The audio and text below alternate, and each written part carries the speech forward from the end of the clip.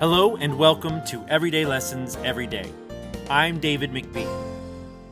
Based on my book by the same name, this podcast is for those of us who believe in personal growth and want to improve every day. This is episode 10, The 5 Love Languages.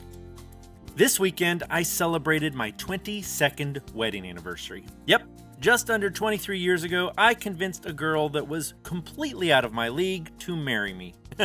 And I've spent the last 22 years convincing her that she made the right decision. It hasn't always been easy. I am often impatient. I like things done my way. I dream big and have impossibly high standards. So no, it hasn't always been easy. For Emily. For my part, Emily is easygoing, has a crazy fun sense of humor, and a beautiful smile that I will never tire of. I can't imagine life without her. She's the girl of my dreams, and I'm grateful every day that she said, of course, when I asked her to be my wife.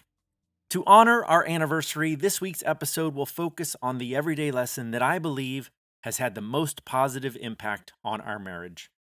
It comes from the book, The 5 Love Languages by Gary Chapman. In it, he describes 5 ways that he believes people show and experience love. They are 1. Words of affirmation. I love you. You are so special to me. You complete me. 2. Acts of service.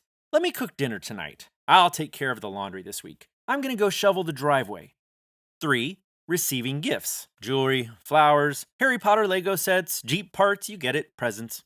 4. Quality time. Let's go for a walk. I'm going to skip the poker game tonight so we can hang out.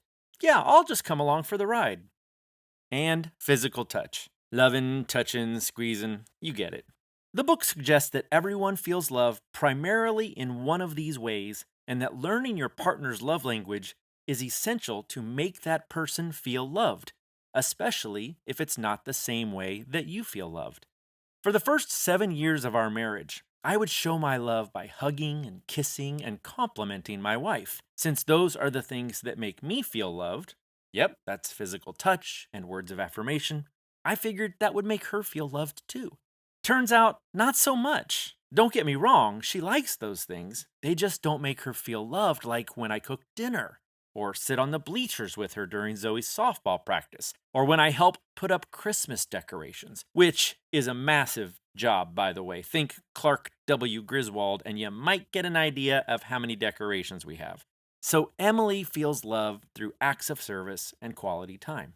But I didn't know that for the first part of our marriage, and she didn't understand how important those hugs and compliments were to me. She'd cook dinner or clean the house, and while I appreciated those things, I didn't feel loved unless we were holding hands or she was telling me what I meant to her. And she didn't feel loved unless I went out of my way to do something kind or I spent time just being with her. Then we both read the book, and everything changed. It helped us realize that giving love in the way that we receive it wasn't fulfilling to the other person.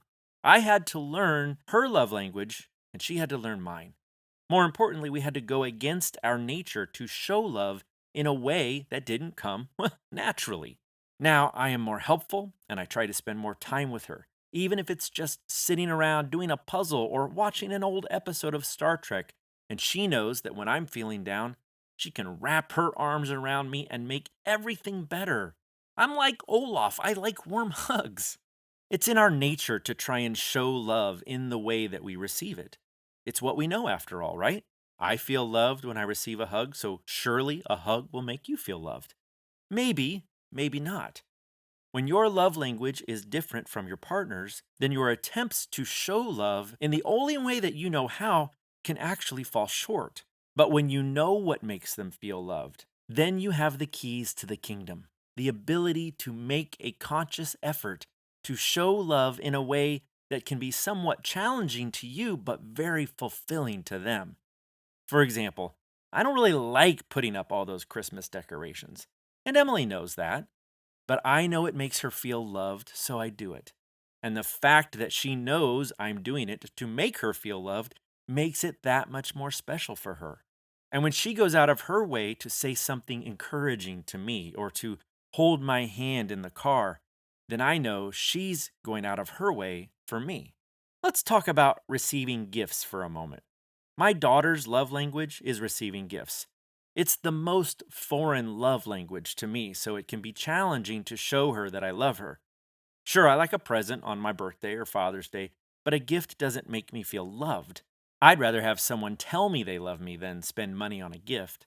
That's why, when I want to show my daughter love, I have to push aside my natural instinct to give her a hug, tell her she's special, or try to spend time with her. Instead, a spontaneous trip to Starbucks goes a long way with her. A cute outfit or anything made by Apple will really put her over the edge. And letting her choose Chick-fil-A for dinner makes her feel like she's the queen of the house. Now, before you start thinking that people who feel love through gifts are materialistic, let me also say that the second she gets any money, she turns around and spends it on other people. She buys candy and decorates her girlfriend's lockers. She makes big birthday signs and bakes cakes, cookies, and brownies for all the people that she loves. It's not about money or possessions, it's just the language that she speaks to show love. What she hasn't quite learned, and what the hardest concept for most of us to grasp when we learn these five love languages, is that we need to do two things. We need to communicate our needs, and we need to speak in the other person's language to show them love, not our own. It made all the difference when Emily understood the power of a hug. Our relationship grew leaps and bounds when I discovered how important it was that I get out of my comfort zone to help her with her projects, even when I would rather be doing other things.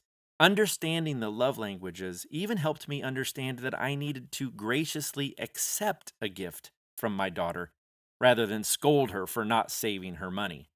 Yes, we have some everyday lessons to learn about money and finances, but we'll get there. When you don't accept a gift from a person whose love language is receiving gifts, they feel rejected, just as I might feel rejected if you broke free from one of my awesome hugs. Understanding what makes a person feel loved and speaking in their love language can go a long way toward growing or mending a relationship. It has certainly made a difference in my family, and I'm hoping this introduction to the five love languages inspires you to pick up the book and learn more about them. And so I challenge you, grab a copy of the five love languages and read it as fast as you can. Learn what your own love language is so that you can let your loved ones know what you need in order to feel loved. Learn what their love languages are so that you can adjust the way that you show them love. It'll make such a difference in your lives. I absolutely promise. Let me know what happens when you implement this lesson. I'll see you next time. Now go out there and do something awesome.